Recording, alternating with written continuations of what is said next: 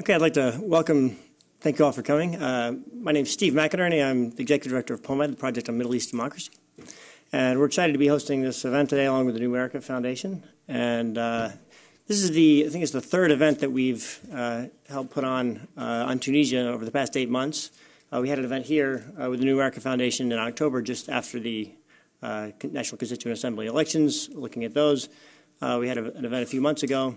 And now we're excited to kind of have an update and look at things in Tunisia. We think that while there's been more attention on some of the other countries in the region, particularly Egypt, we think it's important to remember that Tunisia is where all of the Arab Spring uprisings began. And most of the tension that has been on Tunisia over the past year has been relatively positive.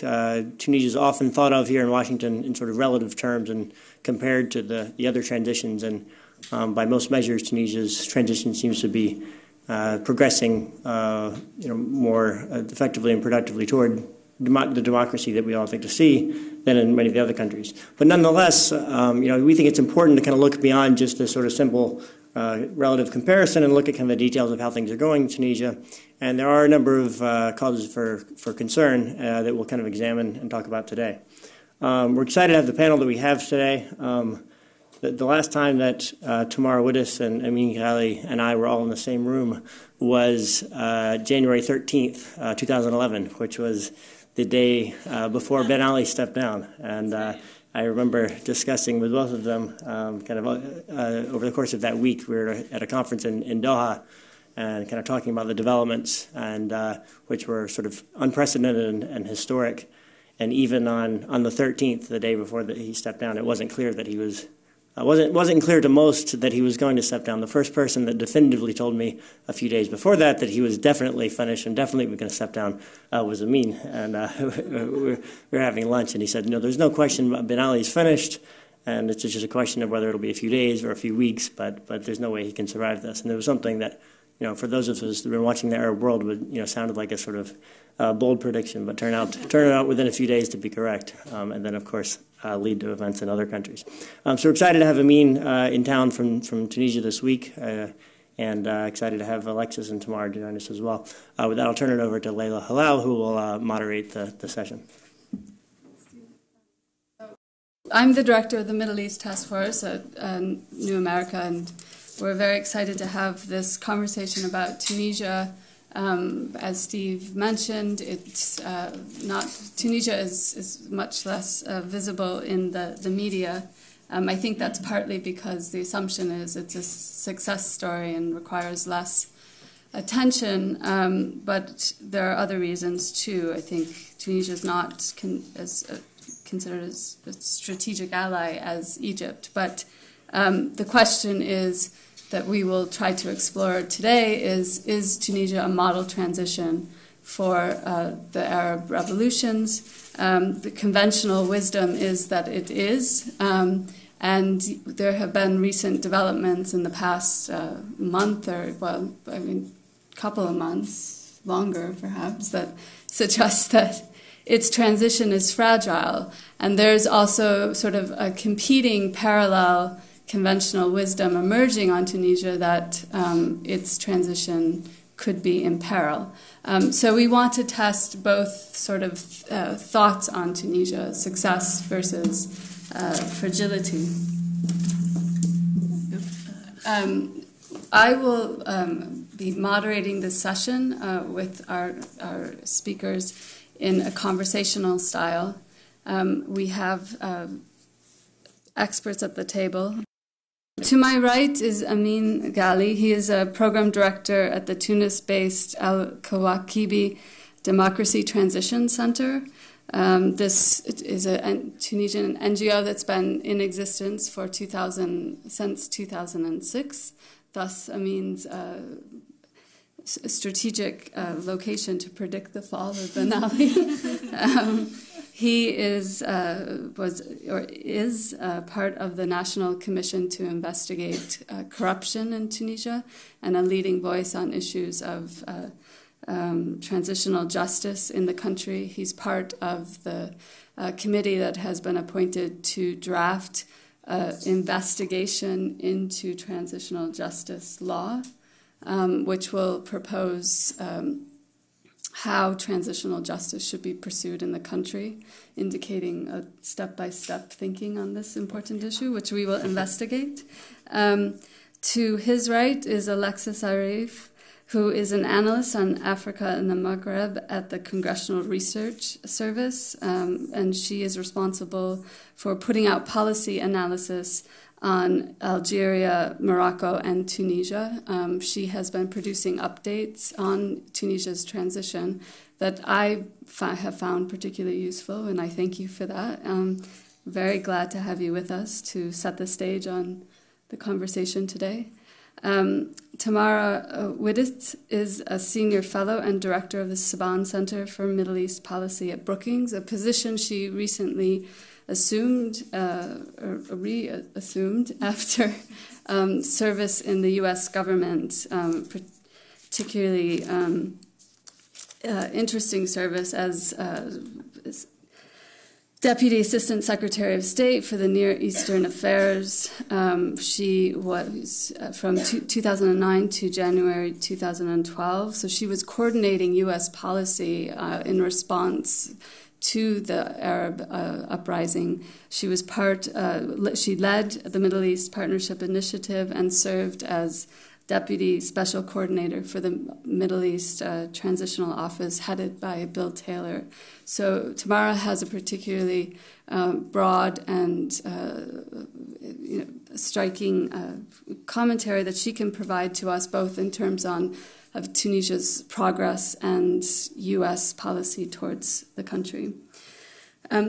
To start off, I'm going to ask Alexis to sort of just map what's happening in Tunisia today for those that may be less familiar with day-to-day developments. So there is a target deadline for drafting the constitution, which is October 23rd, and there's an intention to hold parliamentary elections assuming that they put together a parliamentary system, to hold elections for the regular government in early 2013.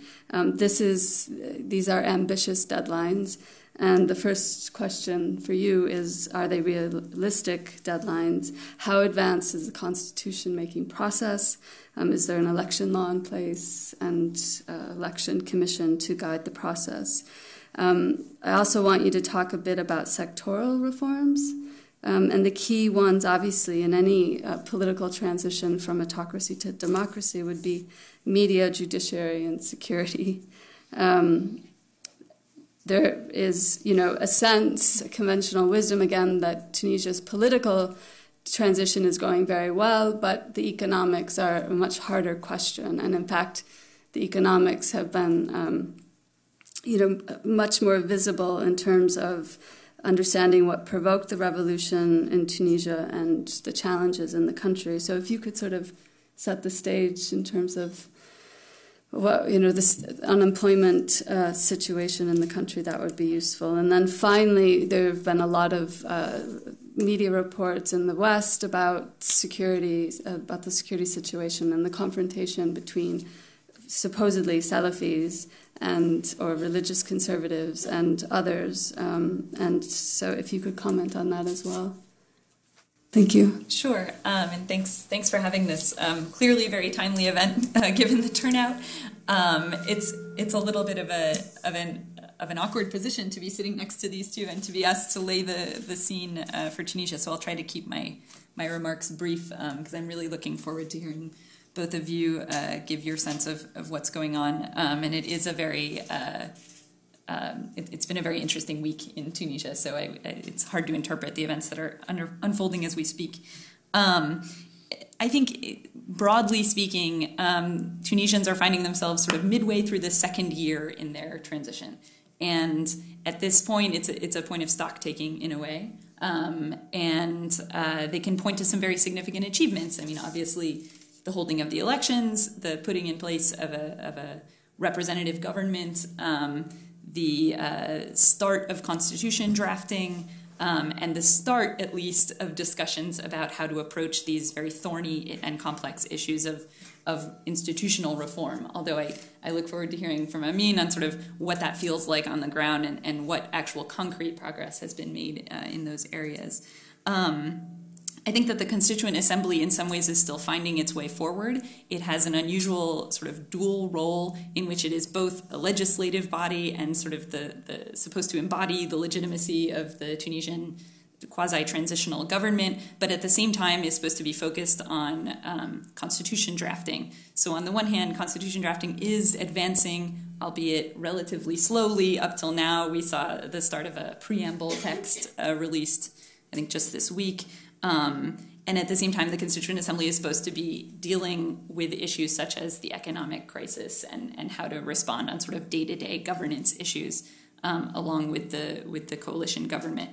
So that's a difficult position for them, and I think they're still figuring out how best to address that dual role to the extent that some provisional text from the constitution drafting process has been released publicly, which is to say not very much. But this preamble draft that has circulated, it does appear to be the product of a good faith effort on the part of the various actors to reach some kind of consensus around how to state their project of Tunisian society and government.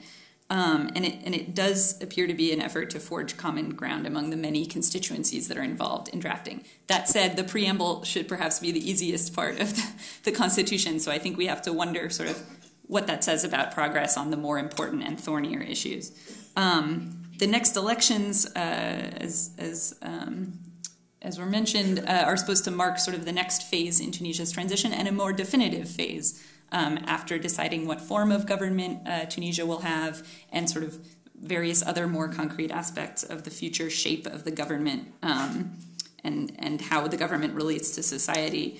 I think that there's a lot of questions about the management of those elections. Nothing has really been definitively settled in terms of the electoral law and the shape of the electoral management institutions. But I think there's some start of discussions that might lead us forward, and hopefully in time for hopefully these things will all coalesce. Although we'll have to see. In terms of the reforms, certainly efforts such as the investigations into corruption under the former regime, which Amin, of course, participated in, have helped advance our understanding of how the authoritarian regime functioned and could lay the groundwork for future reforms of, for example, the justice sector, for example, the institutions of economic governance and oversight. But I think it very much remains to be seen how the government and National Constituent Assembly will handle these questions of reforms, and very little concretely has been advanced on that front. Similarly, there have been some efforts to try senior former leaders for various crimes with mixed results. Ben Ali obviously still remains in exile, and there have been disputes about how the other trials have been handled and their results. But the question of what to do with everyone else who formed part of the former regime and the system and the party, that remains very much to be seen as well. I think the economy does represent a major challenge in the short run, and certainly I think that the problems with the economy are structural. So these are not easily addressed quickly and in the kind of timeline that Tunisia's leaders may be hoping for in order to show concrete progress on the economy, which a lot of Tunisians are looking for in order to gauge the success of this phase of government. And that's a real challenge. Obviously, a lot of Tunisians think that if they don't see direct economic dividends personally, that this is not a success for them. So that remains very much to be sort of seen and handled from the part of the government. You also asked about the security situation. I think that there's different levels of security that are being conflated in some ways. There is real concern about sort of transnational arms smuggling and maybe transnational extremist groups, not necessarily operating within Tunisia, but using Tunisian territory to transit between Libya and Algeria, for example. That's one thing to be concerned about in sort of the issue, a more almost technocratic issue of border security. At the same time, there are gaping problems with the internal security services, which would presumably need to be addressed through a broad-based process of security sector reform informed by public consultations. That process is very much nascent, and again, sort of very few concrete signs of progress yet, which, I mean, hopefully that means that we're just about to see the future roadmap. And then you have these clashes between Tunisian Salafist groups or self-identified Salafist groups, which actually cover a broad range of ideologies and backgrounds, and Tunisian security forces. And to some in Tunisia, this highlights the current government's failure to address public security when it concerns people who might be part of their constituency. For other Tunisians, this represents sort of a failure to integrate marginalized groups into the political process. The framework through which this is seen is important in terms of figuring out a way forward. And Nahda, the largest party and the coalition leader in the government, has recently shifted tone quite significantly between talking, as they did before, about bringing these groups into the political process versus now drawing a harder line between groups that are willing to use violence that now appear to be treated in a more law and order framework with security force deployments and actual criminal trials potentially, versus maybe other groups that might still find their way into the system. So I think, obviously there's a lot to say about all of those things. I think a lot of attention in the international press has been granted to this issue of Salafist groups and what they represent in Tunisia, and the tensions on the political side between just conservative Islamists and secularists. At the same time, I think maybe Tunisia's success as a democratic model depends more on these less media-friendly, trickier, longer-term issues of institutional reform and finding the correct processes for resolving disputes, which are inevitable in Tunisian society and politics. So I really look forward to hearing sort of Amin's thoughts and your thoughts, Tamara, on what can be done to advance those trickier, sort of more subtle issues. Thanks, Alexis. So, I want to pose a question to you. I think we've seen reports lately that there is a fracturing of been a fracturing of the Trioca, which is the coalition that was built between the three parties with the majority of seats in Parliament, and the Trioca was divided between the president of the Assembly, the Prime Minister, and the presidential position. So there are emerging tensions there, which we can talk about. But there's also been sort of a fracturing of existing parties and defections within parties that have Constituent Assembly members. There have been new opposition coalitions that are forming or sort of in nascent formation, a proliferation of parties. The General Trade Union, which is a major political force in Tunisia, is called for a national unity conference, which is a potential challenge to the ruling party of Ennahda. Is this healthy democracy, or is it cause for concern? Well, it's as long as we are discussing, it looks like it's healthy democracy. We have to keep in mind that politics in Tunisia are going through transition. All of what's happening in Tunisia should not be assessed or kind of analyzed through the regular political, democratic, well-established framework of analysis. It should be viewed as a transition process, and all of what's happening could be unique. I mean, it's not because Tunisia's experience is unique, but because every transition experience is unique. This is the main kind of approach to assessing transition. The Libyan experience is unique, the Egyptian experience is unique, the Timor-Leste transition a few years ago was unique. So each country has its own setting that needs to be addressed. Of course, some minimum standards should be applied, but the transition should be analyzed through kind of very well kind of nation-tailored or experience-tailored analysis. having said this, the Tunisian politics now look like a little bit shaky of this kind of alliances, counter-alliances, especially at the very top level of the political decision-making process. This is not, to my opinion, this partisan approach to transition is not the most healthy approach to transition. Tunisia is now going through what people would call phase 2 of the transition. Phase 1 has been from revolution till the election.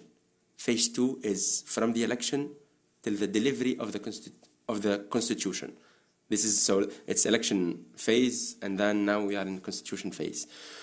During phase 1, and again assessed by people who try to see how Tunisia is going, this phase has been, by all standards or by major standards, a success. It has achieved its goal of achieving free and fair elections. Positively seen by all of the monitors, but more importantly, positively seen by all players. No political party stood up and said, I do not trust this election, or I contest the results. So this has been a success. It has been a success because those who managed this transition phase were neutral, were not adopting a partisan approach. And I'm not talking about political approach. These, of course, everyone has its political views and opinion and affiliation, but these people were not partisan people. They did not try to manage phase 1 of the transition through a partisan approach. Phase 2, and this is kind of the setback of this phase, it's being run through a pure partisan approach. The winners, or I would say, as someone told me 2 days ago, they're not winners, but they came first. People who came first in the election formed this troika according to no ideology. There is no common ideology between Nahda, the winning party, the Islamist conservative party, and its two allies, CPR, supposed to be conservative, a Republican party, but not conservative in terms of Islamic ideologies, and Takatul, which is supposed to be somewhere central left. So these parties joined together in this troika with no ideological cement. It's just purely political partisan gains. And they started running the phase 2 of the transition through this partisan approach, which seems to be not healthy for running transition period. We are in a constitutional process. I mean, some people might think or might say, of course they won the election, of course they need to apply their kind of partisan approach to transition. I say we are in transition period. We are in a constitutional period of transition. We try to build a nation for everyone. The nation during this year or year and a half should be, this process should be the most inclusive process where everyone identifies itself. In this process, everyone contributes. We are not building the Tunisia of the winners, the one winner, the two or the three or the troika. It should be the Tunisia where every Tunisian, even the losers or the people who came 5th or 6th, whatever, everyone sees itself in this Tunisia. So we have to open up the process of this construction process to the most possible consultation and to the most possible consensus building. We cannot reach an agreement with this partisan approach. And that's why we see this kind of cracks within the troika, because they don't have one ideology. Nahda might want to pass on some ideas according to its ideological background. Takatul is with them, but they do not agree on this. And more than the cracks within the troika, it creates a confrontation with the others.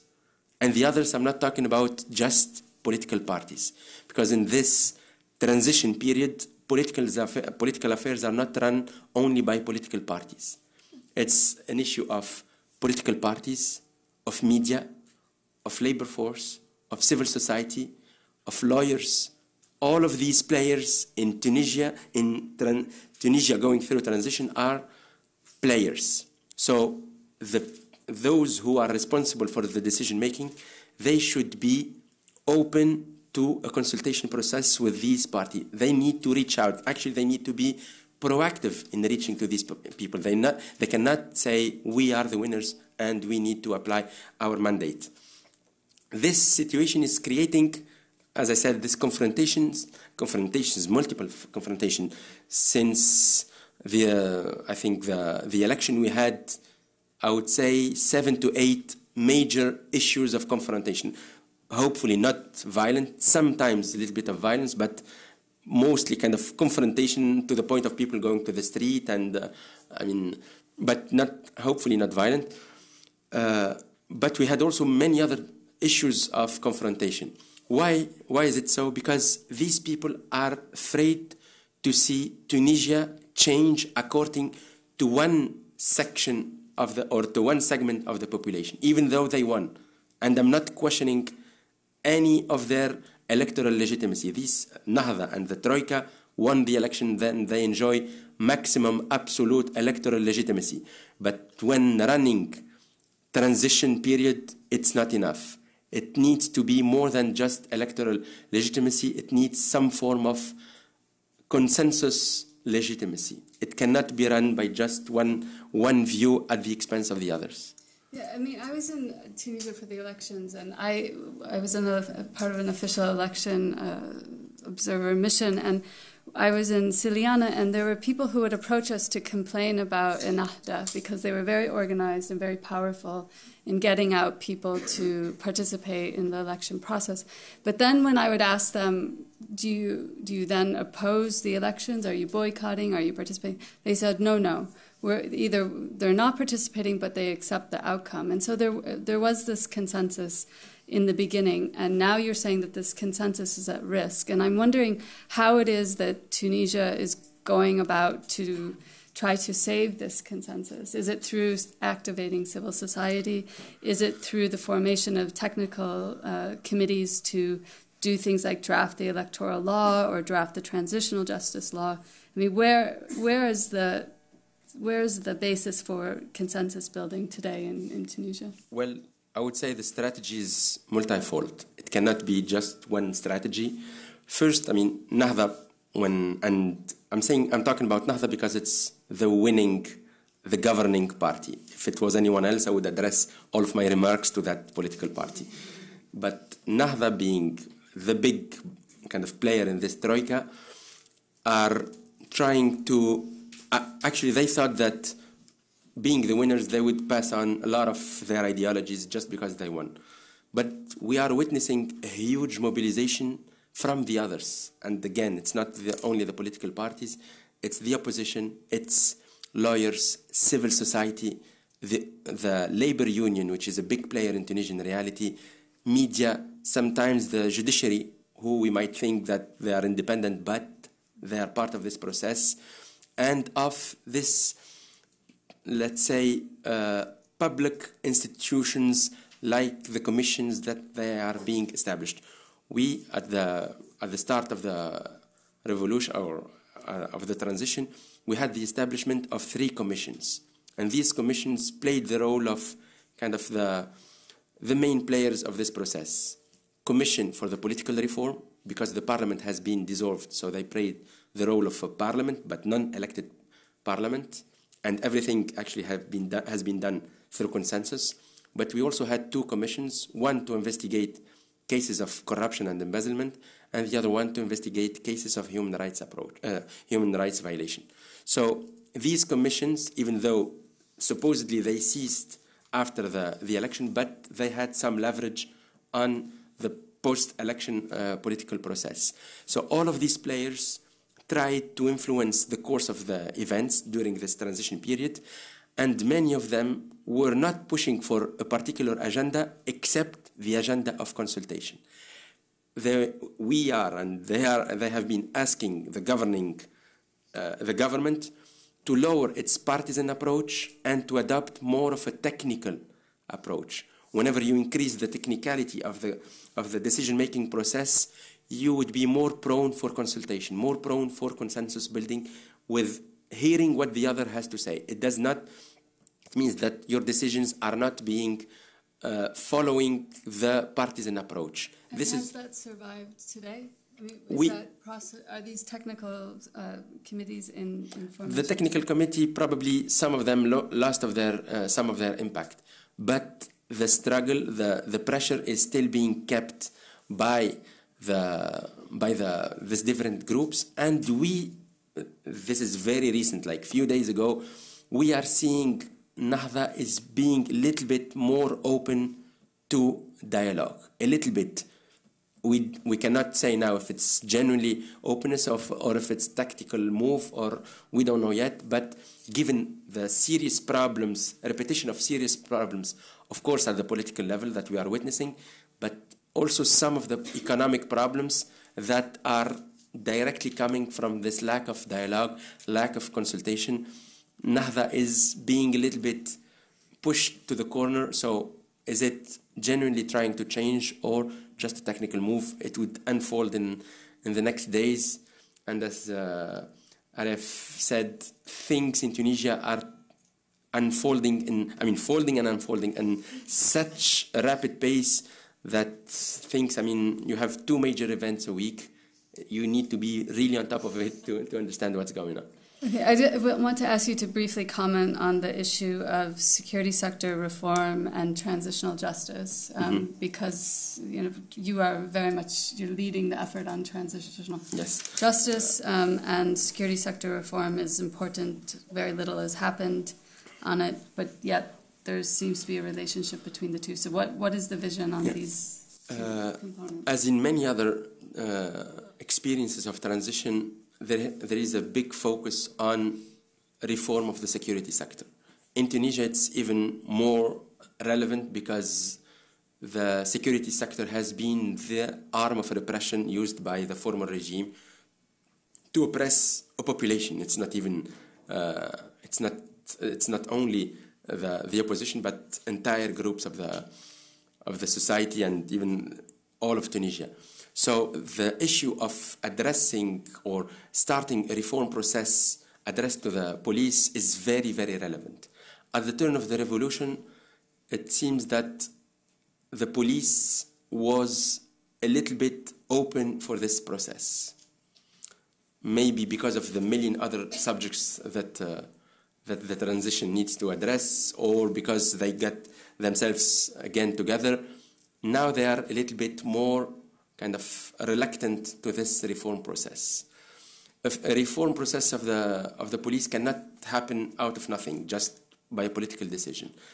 Best practices from other countries have shown that transitional justice is one of the best mechanisms that would trigger institutional reform, of course, but most importantly, police reform. Police reform is always a sensitive issue, because police, they, by definition, are the only group who have the right to use force. If this police is somehow pushed into a corner, they will use force illegally.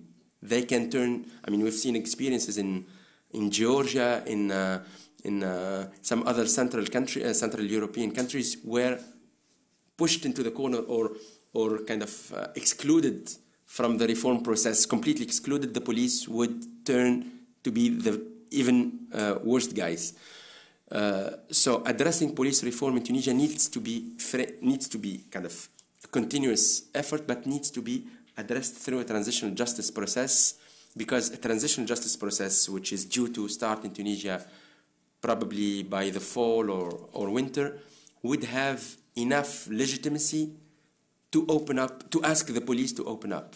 It would give the legitimacy to, of course, to the transitional justice process itself, but also to the decision makers to address the police the right way, without any abuse of cleaning the security sector, and without any leniency in security reform always has the kind of the logic of partisan gains. Political parties usually give up on some of the security reform to have the security on their side. So we need an independent process, a genuine process that is transitional justice that would address it, but it would probably go beyond transitional justice. And it's a workshop, I would say, for the next 10 years in Tunisia. Okay, Tamara, turning it over to you. You've obviously been sort of following broadly the transitions in the different countries of the region. So to what extent can we say that Tunisia is a test case for democratic transitions, given these problems, the lack of consultation, the partisan politics that are emerging, and the slow reforms that are happening? Yeah, well, let me start by saying how delighted I am to see a standing room only crowd on the Friday before July 4th to discuss Tunisia.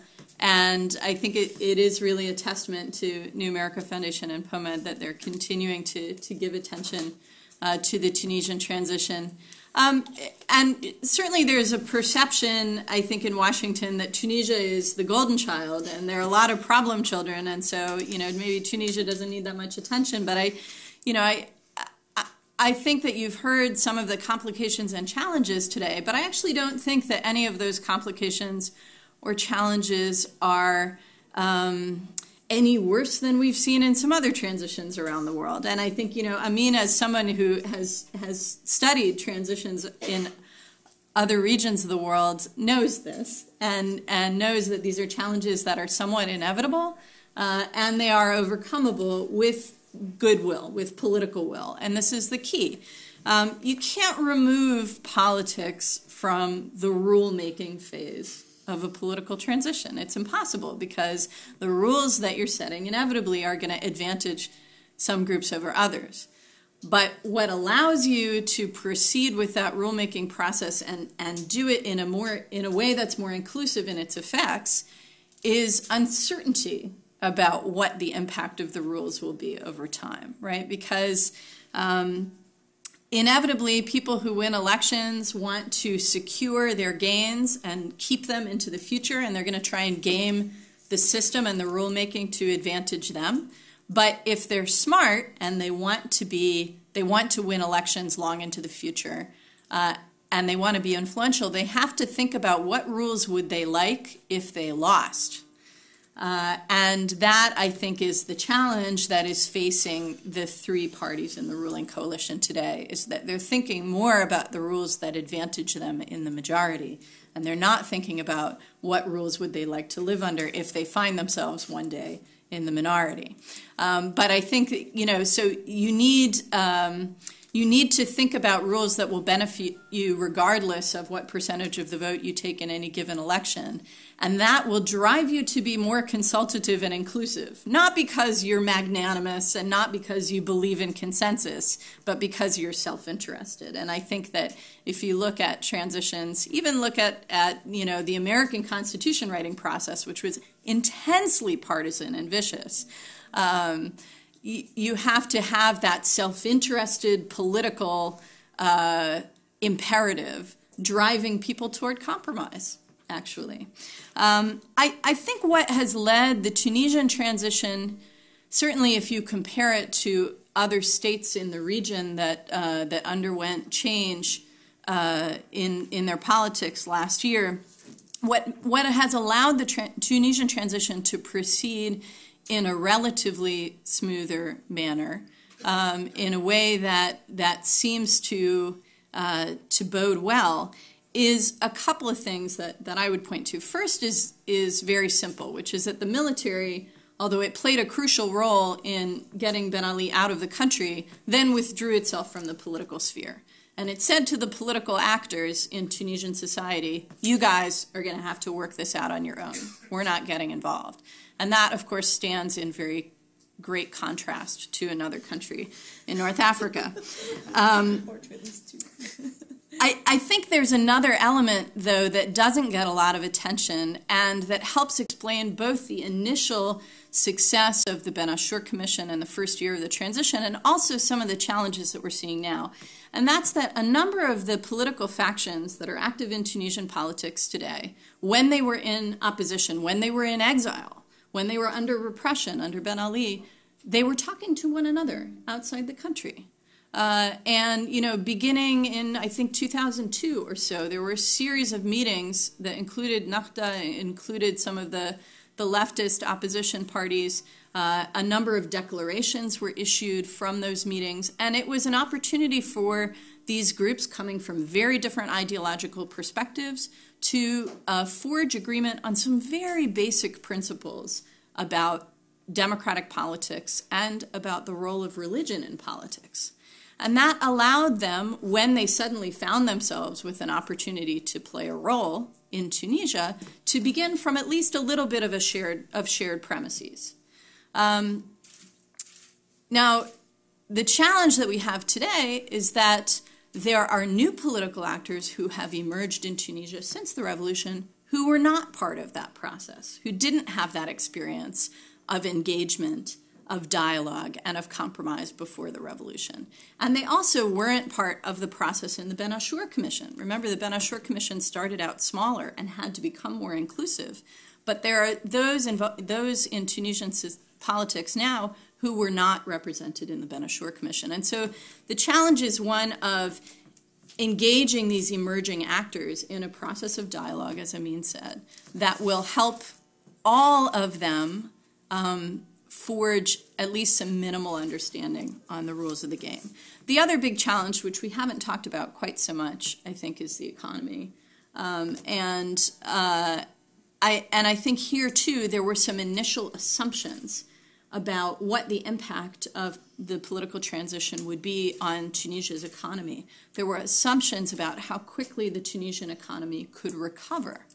And those assumptions were premised on political stability emerging relatively quickly. And so initially, when I was talking to business people or people who were coming into the transitional government about the economic situation, they said, we've got 12 to 18 months of crisis, and then we'll start to see growth again, and it'll be okay. Well, first off, it turns out that the developmental disparities in Tunisia were much greater than people knew, because the Ben Ali government was not very honest or forthcoming in its economic statistics.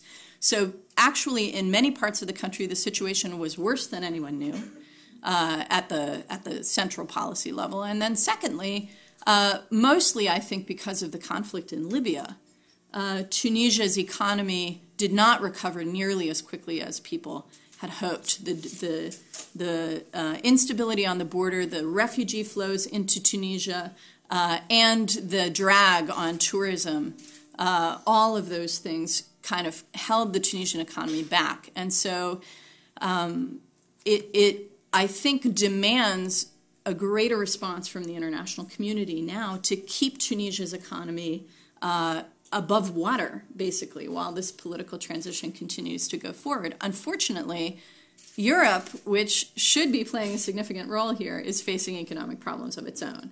And so they're not able to be nearly as forthcoming. So I think some of the assumptions that people had at the outset of the Tunisian transition have proven inaccurate. And we all need to adjust strategy now. And has the U.S. approach to Tunisia changed, evolved over the past 18 months? I think so. I mean, I'll speak to my own experience, which is that the initial wave, look, we went from a situation where we had $2 million in bilateral assistance, economic assistance in Tunisia. We had a program of military assistance that was mainly focused on border security and counterterrorism. But economic assistance, there was almost nothing. The U.S. relationship with the Ben Ali government was very difficult. The U.S. embassy in Tunis was extremely constrained. In fact, the first time I met Amin was in January 2010 in Tunis, when he and his colleagues in the Kawakibi Center were one of a very small number of organizations that were able to operate as NGOs working on human rights and democracy in Tunisia. And the embassy couldn't meet with people without those people being under intense pressure and surveillance. U.S. embassy officers couldn't even go onto a university campus without the explicit permission of the Minister of Higher Education. And so we had to go from that situation almost overnight into, what are all the ways that we can mobilize assistance. Now, I think we managed to do a lot quickly, but as I said, the scope of the need turned out to be greater than we knew. So the first wave of assistance was about $26 million from MEPI, the Middle East Partnership Initiative that I supervised, and a few $1,000,000 from the Office of Transition Initiatives. That was focused almost entirely, but not 100%, on political support for the elections process and for civil society working on transitional justice, working on corruption issues, working with the commissions. There was some component there of economic assistance as well, but it wasn't really until the fall of last year that major economic assistance was able to come online. And so that over the last 6 to 9 months, I think, has built up. So if you look at the overall U.S. package to Tunisia since the revolution, it's actually $190 million. It's not a small amount of money by any means for a country of 10 million people, but it's been slow to ramp up. And so the impact on the ground, I think, is going to be slow to build. And most importantly, I think the impact that's being targeted now, which is budget support for the Tunisian government and efforts to create jobs. Those two things take time. Okay, before we open it for questions, I'm going to let the panelists respond to each other if you have any comments or questions. I guess I have a comment and question. The 190 million figure in transitional assistance doesn't include this $100 million cash transfer that, in terms of targeting what you're talking about, like immediate economic assistance that is fungible and that helps the government pay its bills and remain above water, is actually probably what Tunisian elites wanted, a year ago, but better now than never, obviously. I wonder two things. I guess what you see with your knowledge of the Office of Transitional Assistance, what you see the future of that kind of support being in Tunisia. Do you think that there's appetite or potential for a future U.S. role that includes that kind of direct budget support, or was this really a one-off thing, and what are the implications either way?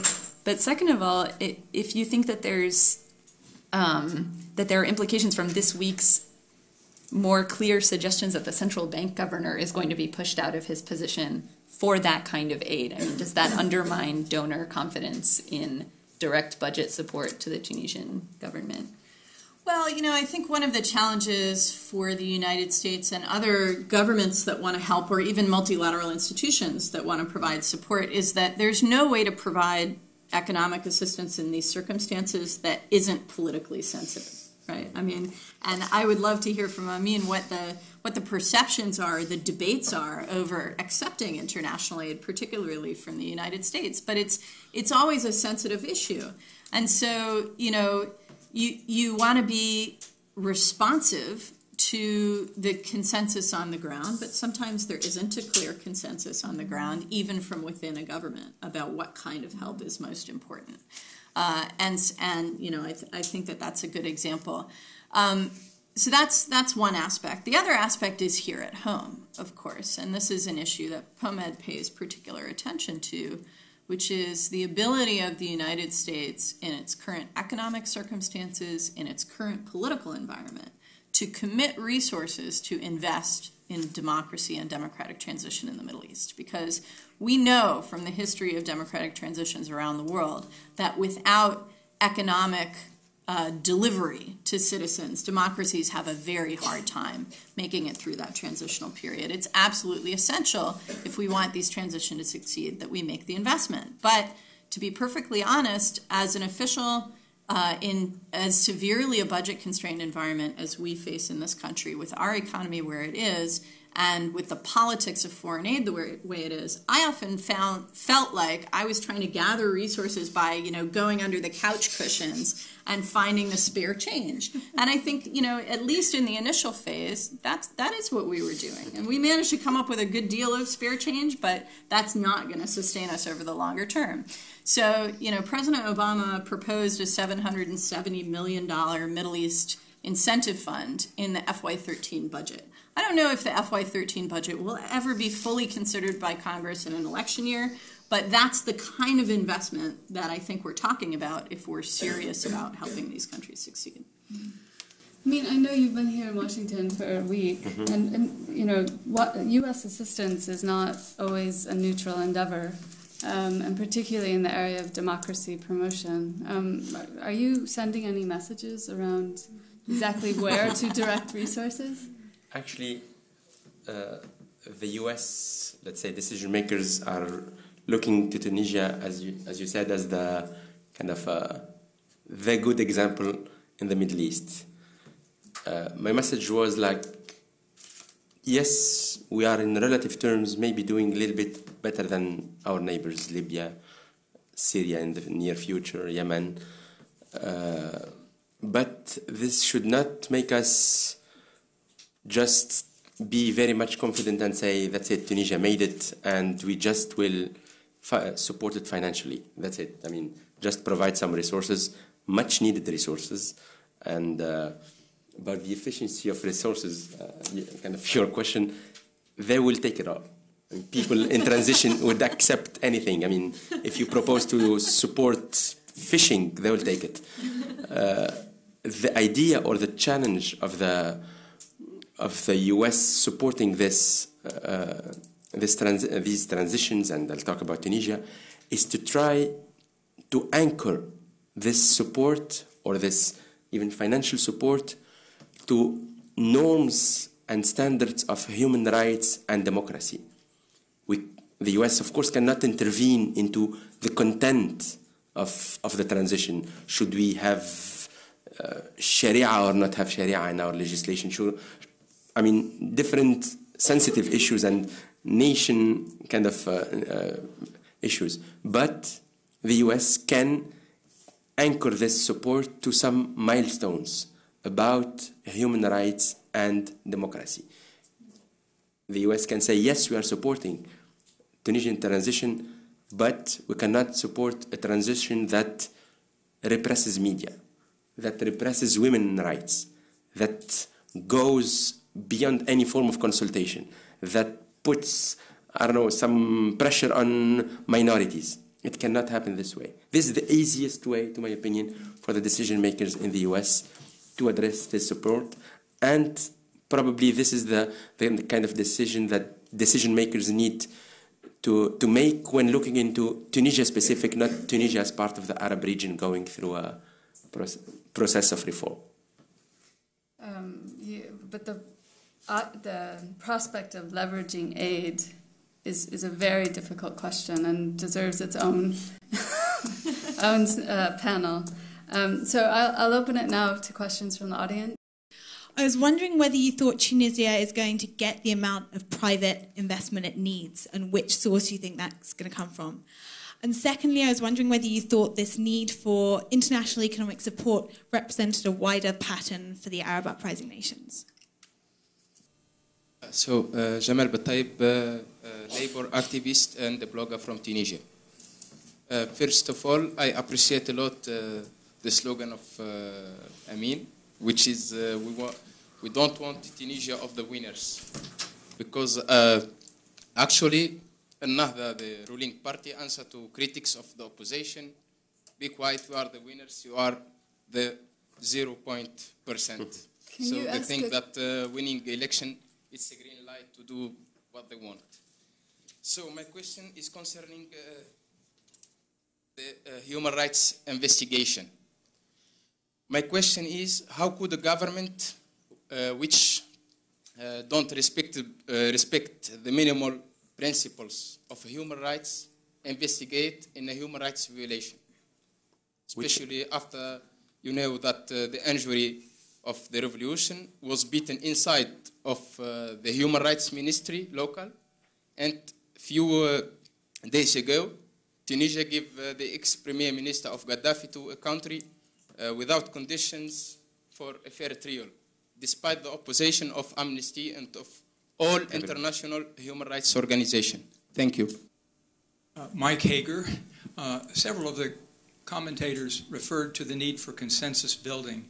And I wonder if there's been any consideration to the process of mediation, having a neutral mediator. A neutral mediator of who and where? Among the, whether there are cracks in the coalition, whether there are political parties at odds, or whether there are technical parties that have differences, whether a neutral mediator could be effective in closing those gaps and building a consensus. Okay. Here in the front, yeah. And can you state your affiliation if you have one? Yeah, sure. Hello, my name is Kitty, and I'm from the Green Party of Sweden. And, well, recently, a couple of months ago, a documentary was released about the youth's role in the Arabic Spring and especially in the Tunisian Revolution. And one of the leading figures of the youth movement in Tunisia said that the biggest change in Tunisia after the revolution was the mental change. The fact that people were actually starting to discuss politics and actually had the courage to hope for a brighter future. And I was wondering what has happened to the optimism in Tunisia and has, yeah, sorry, big one, and has the public's engagement in politics also changed? Thank you. Amin is too modest to say this himself, but long before the revolution, Amin and his colleagues were working with young people in Tunisia to generate that sense of efficacy and empowerment and optimism. And I think that he deserves at least some of the credit for helping build that cadre of young Tunisians who not only broke the barrier of fear, but knew that they could do something positive. Thank you. Thank you, Tamara. Actually, maybe we helped some of these youth to become kind of active in public affairs, but we certainly have not trained Bouazizi, who set himself on fire, or any of the groups, the spontaneous groups, the youth who took a role in the street. I mean, it was really spontaneous. Most of these people never interacted with any NGO, with any international partner. Having said this, many youth took part of this kind of dynamic that led to the revolution and the post-revolution dynamic. Soon after, not soon, a few months after, there has been this kind of fatigue. People were a little bit deceived. Youth are by definition those who are most prone to deception. They are very hyper and very deceptive. This is kind of the psychological pattern. But again, this is not odd to countries going through revolution. You have always this first wave of the most committed of the activists who trigger all of the hard, first steps of the revolution. Then you have a second curve of politicians or new politicians who take the lead. And when they take the lead, they kind of go over this commitment and engagement of youth. So yes, there has been some kind of deception. Some people might return this to not their political party winning the election, but to my opinion, it's just the way it is. It happened in many other countries. The question about the human... Before you answer that question, you said that part of the work you're doing now in your center is to help build capacity of youth, of citizens to engage with government, to see through the process of building accountable institutions. Yeah. How do you keep...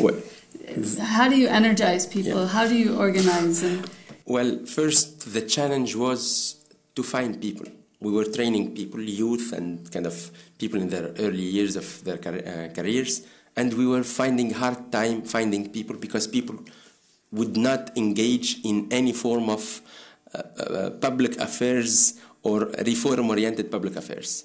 It's too dangerous, too risky. They just, especially in Tunisia, like in Syria, Lebanon, some of these countries who do not, people do not want to interfere, more youth than adults. After the revolution, the focus, there has been a huge shift. I mean, millions of people trying to have a say and to have a role in this transition process. But our strategy started to look into a little bit more structured groups. Now it's time of building, yes, nation building, but also institution building. We saw a huge number of NGOs, most of them having the word citizenship in it, because they think that citizenship it's the missing link during the repression years. So they started to form groups. We started to invest in these groups. As civil society groups, we try to endow them with the expertise, with the knowledge, with the support to carry on their role as reformers, civil society reformers, or, different things. Those who are calling for transparency, for accountability, for inclusiveness, we try to invest in these groups to become an institutional kind of framework helping this process. At the local level. At the local level, of course. Yeah. Okay, then the human rights question. Yeah. On the human rights, yes, that's a challenge. It is a challenge. How would you trust a government that is supposed to come from a human rights dynamic or a human rights protection dynamic, and this government yet is violating some of these rights? Some, I must say, it's not a government that is oppressing all of the human rights that we are trying to install, but human rights should not be, the protection of human rights or respect of human rights should not be first given to government, and should not be given just as part of a goodwill. We cannot accept a government saying, yes, we are supportive of human rights. You need to create checks and balances to ensure that these human rights are being respected.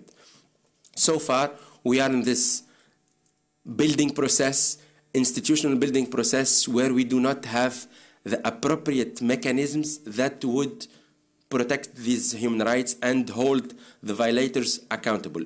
We have some commissions, but weak or lacking teeth. We have some institutions, but this is part of the dynamic of institutional building. Okay.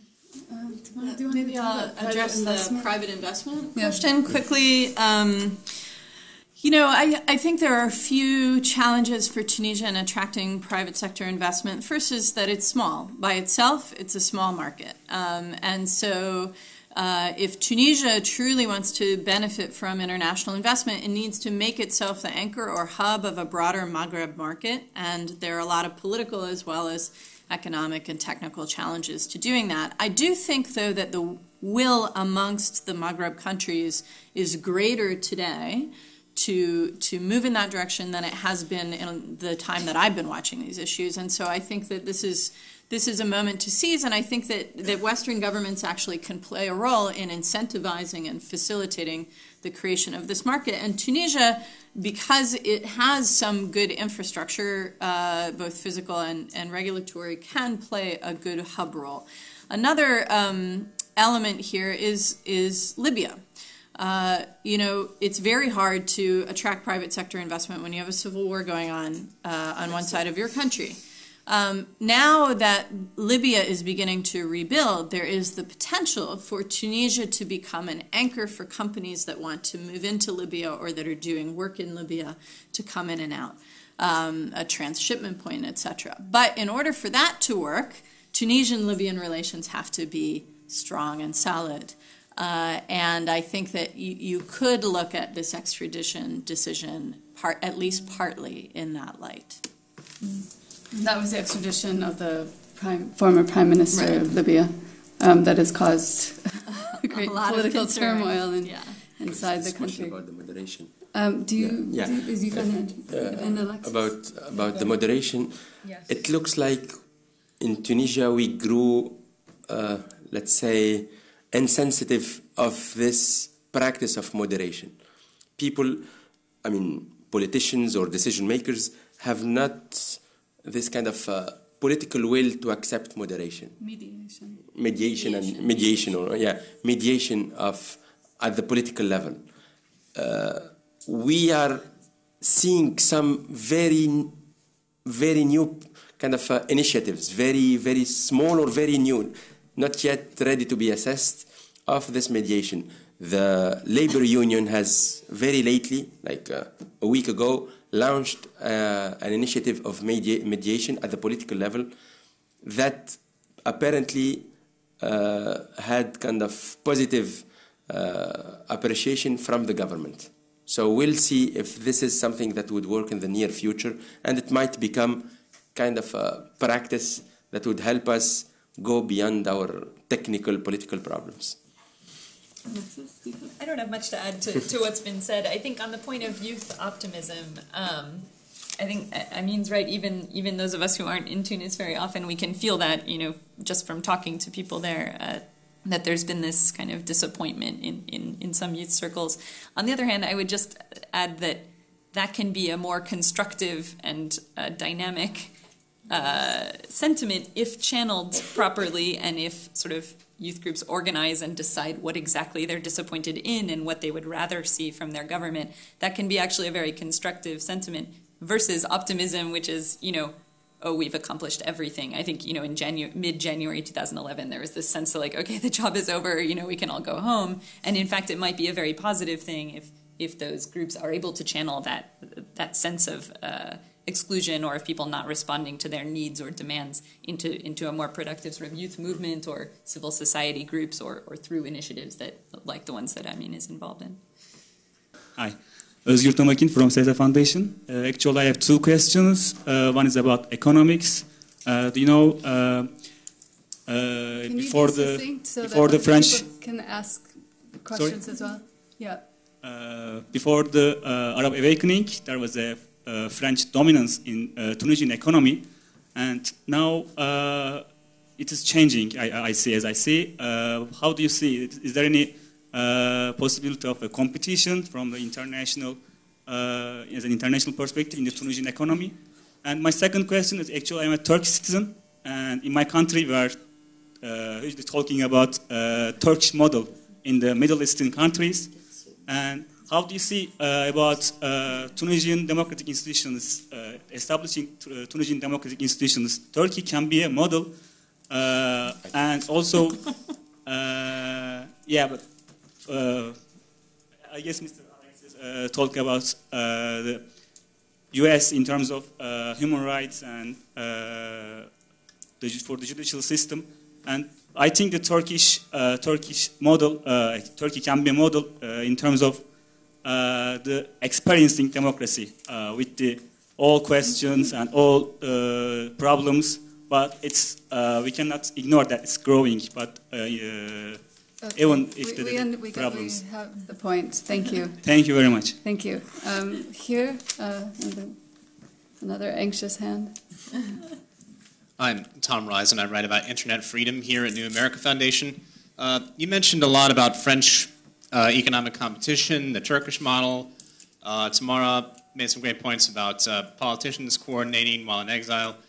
I was wondering if you had heard anything about new political science or new political thought after there's been so much going on in the Arab world nations lately. In the 1960s, there was the whole pan-Arabist movement where the previous generation talked about the Middle East getting together and kind of being independent from the West. In the newest generation, that seems to have focused more on individual countries. There's not really as much of the pan-Arabist spirit. But do you see any new political thought or science developing where there are people talking about how there's so much going on in the Middle East right now? Hi, Amy from Sweden. I was just wondering, talk about this financial support. What are the goals from the U.S. side, like supporting Tunisia, and what other financial? Talk about private investment, but what about like Europe, and which countries can else do you think are supposed to help? And who are you? Can you just... International Crisis Group. Okay. You said recently, if we don't handle the economic issue, we'll have another revolution within a revolution, and that's the top problem right now. So another economics question for you, politically oriented. Hernando de Soto, the Peruvian economist, had one of the best analysis I've seen of the informal sector. Bouazizi self-immolated, but then another 35 self-immolated in the following 59 days. mostly Algerian and Tunisian.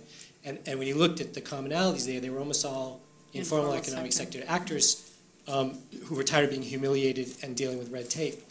That hasn't really been addressed in most of what we're talking about. And to make matters worse, on the local level in Tunisia, you're having power grabs where, I mean, in a quite nasty way, sort of new forces are coming in and taking over. I mean, putting aside clan violence for a minute, putting aside the diplômés chômeurs and what they're doing, you have at the local level serious political problems that, you know, are at this nexus between politics and economics, and we're going to need some rural Tunisian political advances here, not just Tuniso-centric advances. That's my question. That's a good one. Okay. Shall we start with Tamara? I'm Taylor Carey. I'm a student, come from across the Atlantic. I just wondered, we've had an opportunity to hear a few of us in this group, John McCain, talk about Syria. And one of the pressing concerns about prospective engagement is define success. What do you mean by getting more involved, and what's it going to end up in? So, Yves, I know it's a broad question, but very concisely, you might all be able to comment on what is success in Tunisia. Thanks. Yeah, I'll briefly address how do we think about success, and Bill's very good point about the informal sector or the gray economy more broadly, because I think that is an important point. So let me start with that. I think in Tunisia, but also in other Arab countries, in Egypt, it's a huge issue. You have people working in the informal sector. In other words, these are businesses that aren't strictly legal.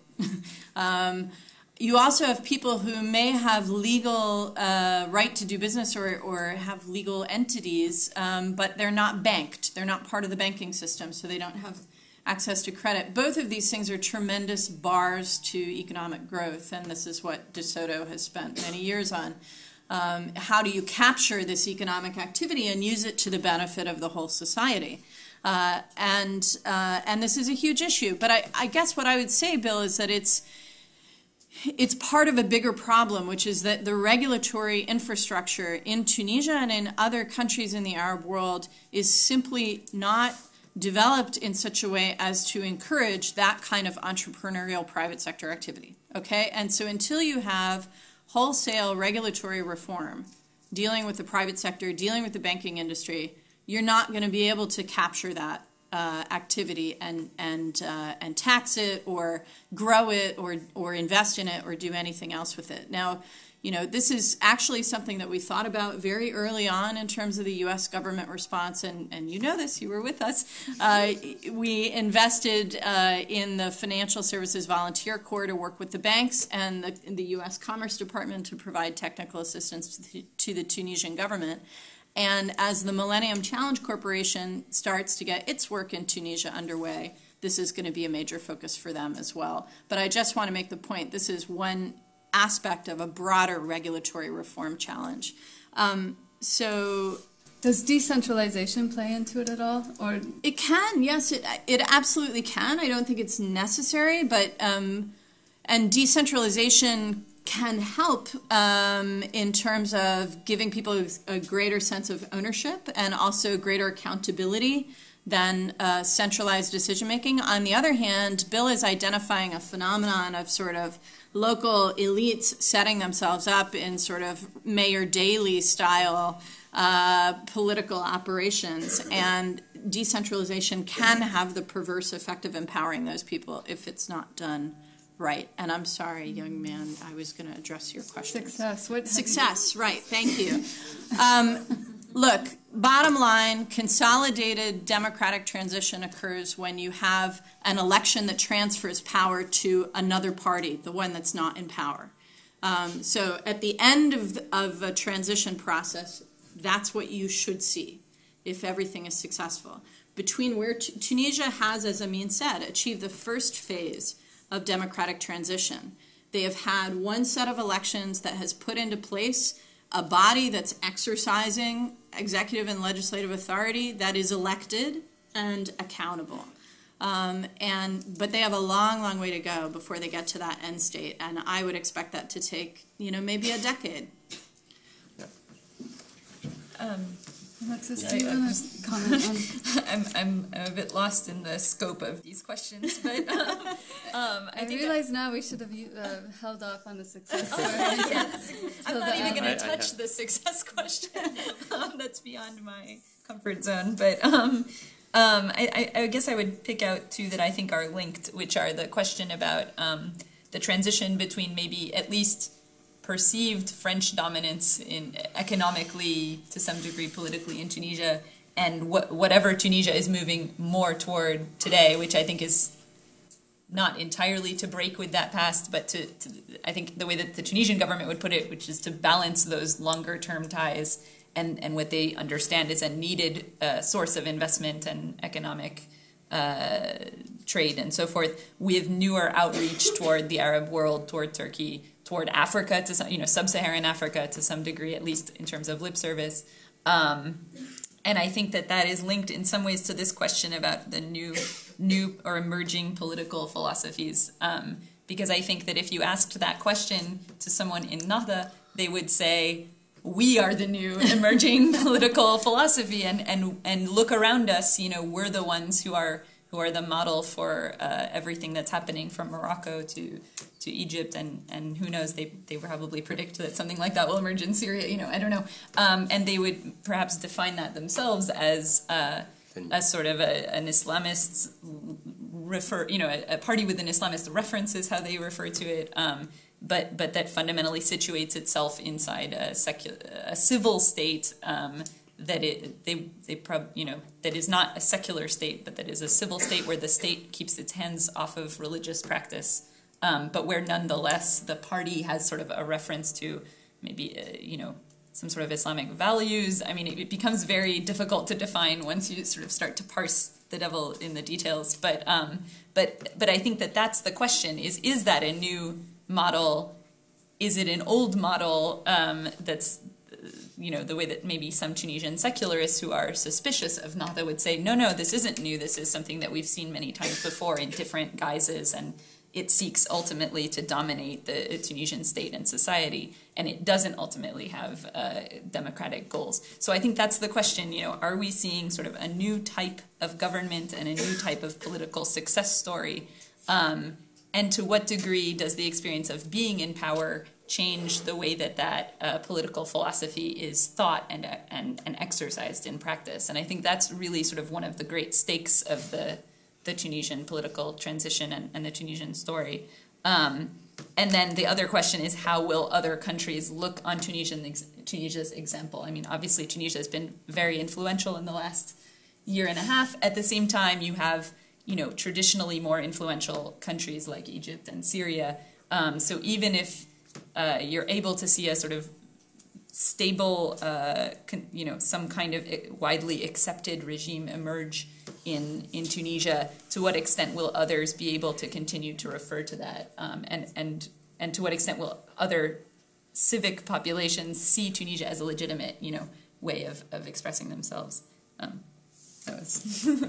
I'll go back to the question of this tricky link between economics and politics. Probably at the end of each day, no one in Tunisia would eat election or would drink constitution. I mean, it remains a concern for the high-end segment of the society, trying to address all political issues, saying that your economic issues are linked to the political decision taken. That's true. But for the people at large, it's economic that matters. And it's probably why the US support and other countries' support is addressed to the economic issues. Because we've seen many countries in transition, that went through transition, especially Eastern Europe, where people, the second year, start to regret communism or start to regret socialism. And usually they vote for the new version of the communist regime, like renewed, of course, not a communist party, but something of it, like, or same people, usually same people with different name, or socialist party regaining power at the second election.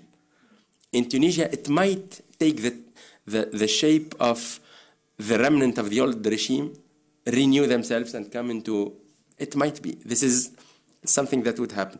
So economic aspect would remain, no, not remain. It is the most important thing for the 9.6 million Tunisians, just leaving 200 or 300,000 who are concerned about economics. If no innovative approaches are adopted for this economic kind of shaky situation, we might see some serious impact on the political dynamic. So no government can afford to say, let's start with the politics and then we'll worry about economics. It needs to go hand in hand, if not more into economic aspect. Politicians of this phase and also of the previous phase have not addressed the economic issue properly, and this is part of the disillusion or the disappointment from the youth. The main concern of youth is unemployment.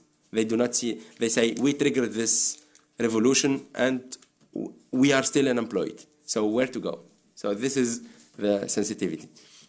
The Turkish model, it is a well-functioning model, but it's functioning now, and what I mean now, it's an Islamic party running or kind of being in power in a secular state. You reached this in Turkey after 90 years of trying to cement this secularism. Secularism came before Islamist party. You have made in Turkey, genuinely, nationally, your system of checks and balance, where the military is playing a big role, but at the expense, I mean, not at the expense, after 9 decades of kind of shaping and reshaping this model with a lot of coups, a lot of problems, but now it's a functioning thing. In Tunisia or in the Arab region, we cannot jump into this very last segment of the experience, seculars running a country that has more or less, Islamist running a country of secular tradition. We don't have a secular tradition yet. We don't have, it's not even a tradition, we don't have the checks and balance, the institutional framework that would allow us to say, even if we have Islamists, we would not worry about our state, about our nation building or our society. Yeah, my name is Pavel, University of St. Andrews, and I wanted to ask, what was the situation with women's rights before, and what changed after the revolution? Thank you. Okay, and the second question is in the back. Thank you. My question is about civic education in Tunisia. I think Amin was very right to bring up that there's sort of dozens, if not hundreds, of NGOs in Tunisia that have the word citizenship in their name. Mm-hmm. They're all working very hard on civic education and sort of teaching people the role of the citizen in a democracy. But these are all very small. They generally lack funding, and they're relatively inexperienced themselves in civic education. So I'm wondering if anyone on the panel would discuss at all if there's sort of a centralized, comprehensive civic education effort being designed by the government, or if you're aware of any other efforts, any similar efforts at civic education that were conducted in other transitional societies. My answer, unfortunately, would be a little bit negative, is that we have a huge number of workshops open in Tunisia right now. And probably in this kind of intense environment, the issue of civic education is rated very low at the level of the government. It remains just the kind of subject that needs to be addressed by civil society. A civil society that is, as you rightly stated, is weak on civic education. So it would be a process of learning by doing, but we are already seeing some of the, let's say, positive aspects of it. I'll give you just one example of election monitoring.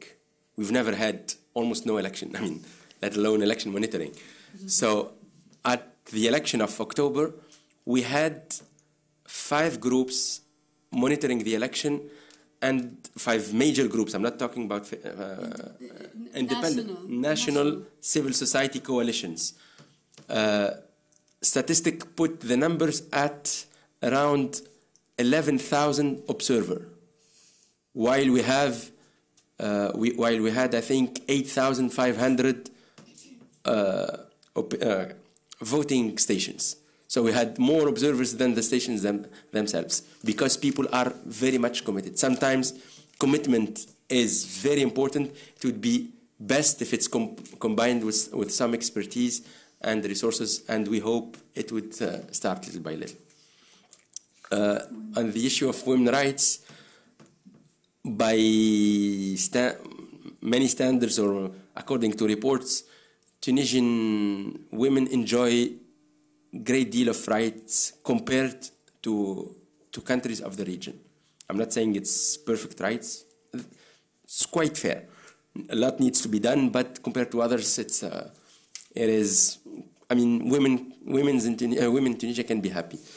The thing is, now we are seeing a conservative party ruling the country.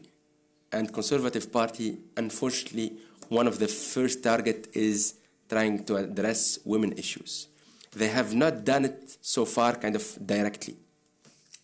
So far, I say, maybe later on, but because of this negative dynamic of confrontal, of bullying sometimes, women now are, according to statistics, women of the age 20-40 are the category of the society who are most fearful of about their rights, because they see that they'll be the first target of a social change, triggered by a conservative party, Islamist conservative party. So we have gains for women, and hopefully they'll not be kind of trimmed by the political party in power now, which is Nahda. Okay. So I'm going to close the panel.